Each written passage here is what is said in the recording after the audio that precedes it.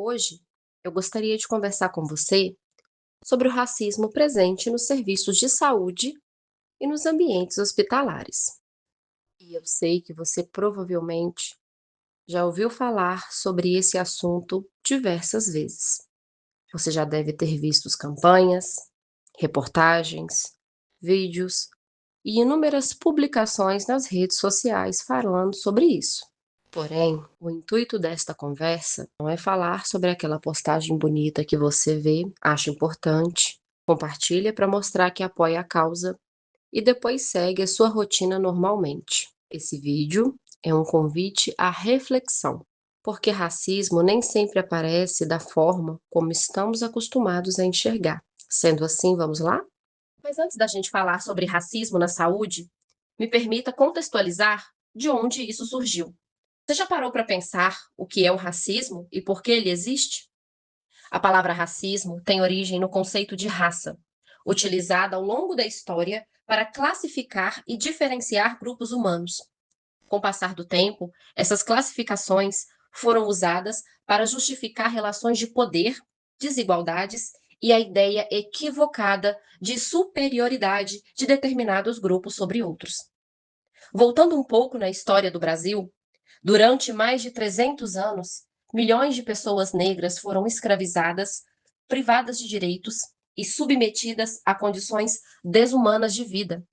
A escravidão foi oficialmente abolida em 13 de maio de 1888, com a assinatura da Lei Áurea pela princesa Isabel. A assinatura da Lei Áurea significou apenas ao fim da escravidão, a quebra de correntes, mas não significou o fim dos estereótipos que já haviam sido criados. As correntes foram retiradas, mas muitas ideias distorcidas e preconceituosas continuam presentes na sociedade até os dias atuais. Durante séculos, pessoas negras foram retratadas como mais fortes, mais raçudas, mais resistentes e capazes de suportar muito mais dor e sofrimento do que outros.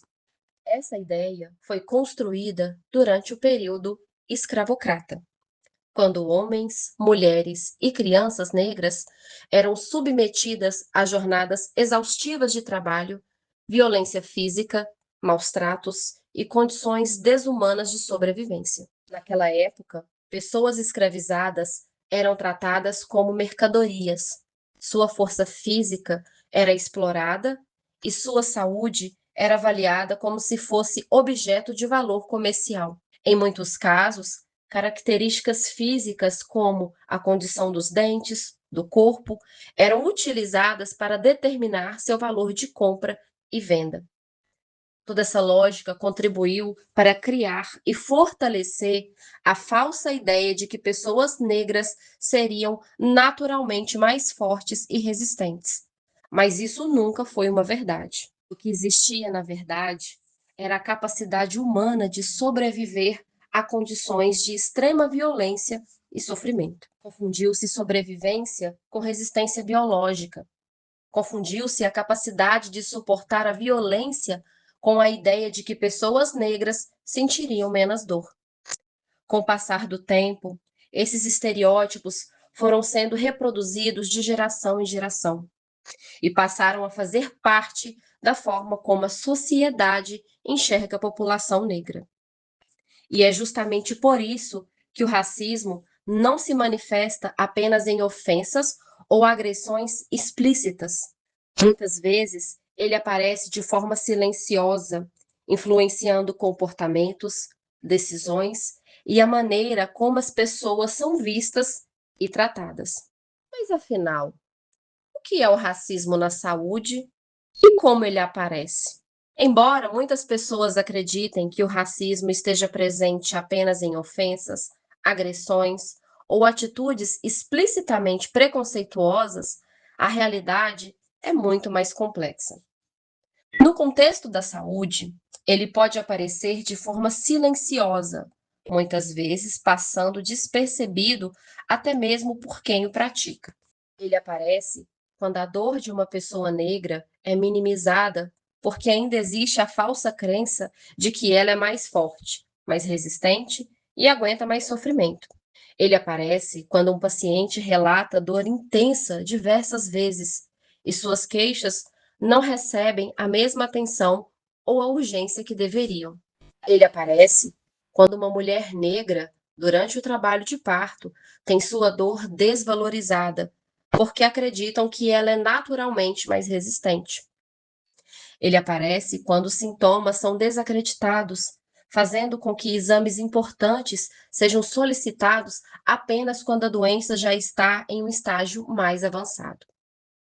Ele aparece quando um paciente procura atendimento repetidas vezes e é tratado como alguém que está exagerando ou dramatizando aquilo que sente. Ele aparece quando homens negros são vistos de forma estereotipada, como pessoas agressivas ou perigosas, influenciando a forma como são acolhidos dentro do serviço de saúde. Ele aparece quando profissionais se comunicam de forma menos acolhedora, menos empática ou menos paciente com determinados usuários por causa da sua cor ou origem racial. Ele aparece quando comunidades com maior concentração de população negra enfrentam mais dificuldades para acessar consultas especializadas, exames e acompanhamento contínuo. Ele aparece quando o sofrimento emocional e psicológico de uma pessoa negra é ignorado porque existe a ideia de que ela precisa ser forte o tempo todo. E ele também aparece fora dos hospitais, aparece quando familiares, amigos ou pessoas próximas reproduzem frases como: "Você tem que ser forte. Isso não é nada. Você aguenta. Para de reclamar. Você nem parece da sua raça. Você está negando a sua cor, sabia? Ser forte está no sangue." Frases como essa, que parecem inofensivas, reforçam uma ideia preconceituosa e fazem com que pessoas negras demorem a procurar ajuda ou sintam que sua dor não merece atenção. Por isso, quando falamos sobre racismo na saúde, não estamos falando apenas de preconceito. Estamos falando de situações que podem atrasar diagnósticos, dificultar tratamentos, agravar doenças e impactar diretamente a qualidade de vida da população negra. Se você é paciente, saiba que a sua dor é legítima. Seu sofrimento merece atenção. Sua saúde e sua vida importam. E você tem o direito de ser acolhido, respeitado e atendido de forma digna. Combater o racismo na saúde não é responsabilidade apenas dos profissionais, das instituições ou do governo. É uma responsabilidade coletiva, porque o racismo não nasce sozinho. Ele é aprendido, reproduzido e normalizado ao longo das gerações. Da mesma forma, ele também pode ser questionado, enfrentado e transformado. A mudança começa quando deixamos de tratar determinadas situações como normais, quando aprendemos a ouvir mais, quando reconhecemos os nossos próprios preconceitos. A conscientização é o primeiro passo para a mudança. Espero que você tenha ficado comigo até aqui. E lembre-se, a mudança começa com cada um de nós.